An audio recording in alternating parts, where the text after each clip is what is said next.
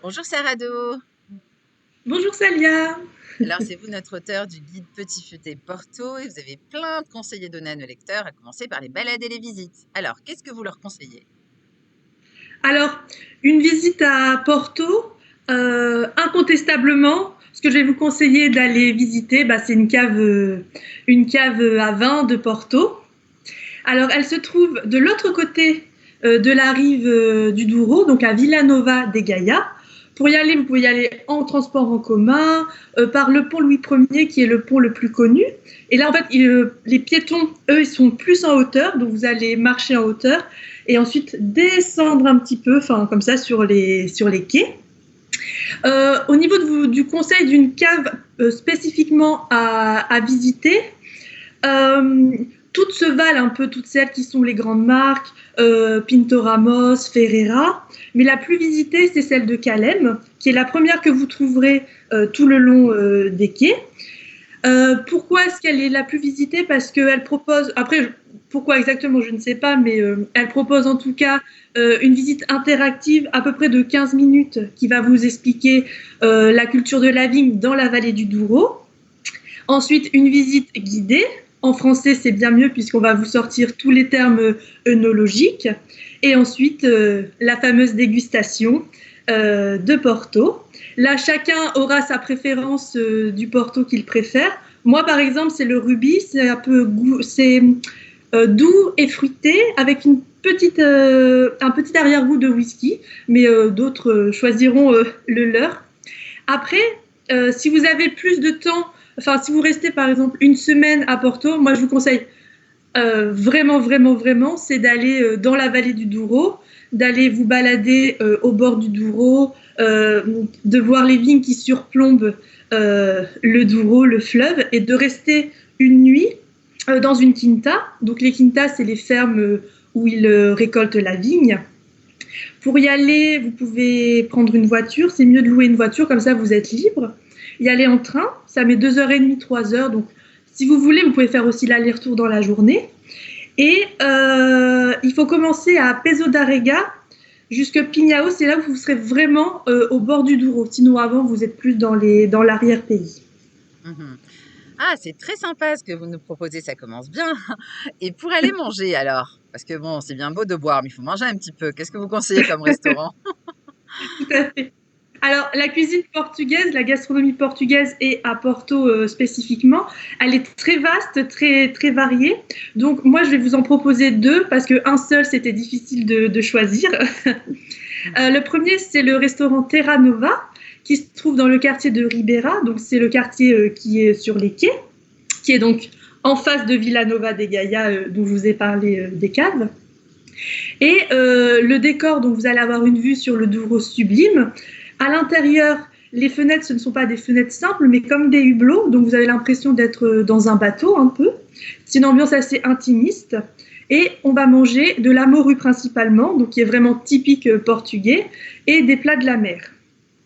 Et donc, ceux qui n'aiment pas trop tout ce qui touche à la mer, là, je vais vous proposer, c'est de remonter dans le centre-ville, dans la ville haute, et d'aller manger une francesinha. Donc, dans le restaurant qui s'appelle Francesinha al Forno da Baixa. Bon, moi, j'ai de l'accent français quand je parle, C'est mais déjà bien de le parler, hein. oui. Et donc, c'est une spécialité typique de Porto. C'est une sorte de gros croque-monsieur roboratif avec plein de fromage, des œufs à l'intérieur, etc. Et les francesinhas, pardon, il y en a de toutes les qualités en fait. Selon plusieurs restaurants peuvent vous proposer des bons ou des moins bons. Et ce restaurant-là dont je vous ai parlé, vous êtes sûr que vous aurez un bon produit avec un bon accueil et aussi des versions végétariennes pour ceux qui ne mangent pas de viande et une très bonne ambiance et vous ressortirez assurément, vous n'aurez plus faim. Hmm. Et pour sortir, faire la fête, un peu, on va dire, perdre les calories là, de la francesinha là, qui était quand même bien consistante. On va où? Alors, je vais vous proposer, c'est d'aller alors à la fois manger et danser. Donc, vous allez moyennement perdre ces calories. Ah, allez, on les perdra après. Bon, Ouais. alors on Et c'est mange donc quoi d'abord? On continue. Ça va être une cuisine typique portugaise, donc vous pourrez retrouver oui, dans ce qu'ils vont servir. Et donc, c'est d'aller écouter. On reste pareil, toujours dans le traditionnel, mais dans l'expérience à vivre malgré tout. Et c'est d'aller écouter du fado à la Casa da Mariquinhas. Pourquoi je disais on va manger et danser en même temps? Puisque, en fait, le principe, c'est que vous entrez, vous mangez, en même temps, vous entendez un groupe de fado, plusieurs groupes d'ailleurs, qui se produisent et où vous pouvez danser en même temps si vous souhaitez. Alors, je vais expliquer ce que c'est le fado, pour ceux peut-être qui ne connaissent pas. Ce sont des chants traditionnels au ton mélancolique. Donc, généralement, c'est une voix féminine qui est accompagnée de guitares portugaises. Les guitares portugaises, c'est donc avec un manche normal, mais avec une sorte de goutte d'eau un peu aplatie et avec 12 cordes, pardon, qui sont 2 par 2. Et il peut y avoir, ça peut bouger, ça peut être plus, comme je disais, mélancolique. Et c'est très, très sympathique à écouter. Chouette. Et donc, bien sûr, on peut danser un petit peu si on veut, même si, bon, le fado, c'est plutôt calme, mais rien ne nous empêche. Oui, oui, oui, tout à fait. Oui, oui. Bon, très bien. Et le meilleur bon plan de tous les bons plans pour vous, alors, c'est quoi à Porto? Alors, à Porto, c'est de se procurer dès votre arrivée ou même avant, sur Internet, la Porto Card. Donc, en fait, c'est un petit sésame qui va vous permettre, selon la durée que vous prenez, entre 1 et 4 jours, d'aller dans 6 musées gratuitement, d'avoir des réductions jusqu'à 50% dans les restaurants, dans les caves à vin, dans les magasins de souvenirs, et aussi les transports en commun qui sont gratuits, donc le métro, le RER, les bus. Et il y en a même qui vont jusqu'à une petite plage qui s'appelle Espinhos, donc pour aller vous baigner par exemple. Ça peut être très sympa. Et donc c'est vraiment ça, il faut l'avoir comme ça. Vous profitez de toutes les activités touristiques de la ville à meilleur prix en fait. Ah oui, c'est vraiment un bon plan. Oui. Et comme souvenir, alors à rapporter dans ces valises de Porto, qu'est-ce que vous nous recommandez?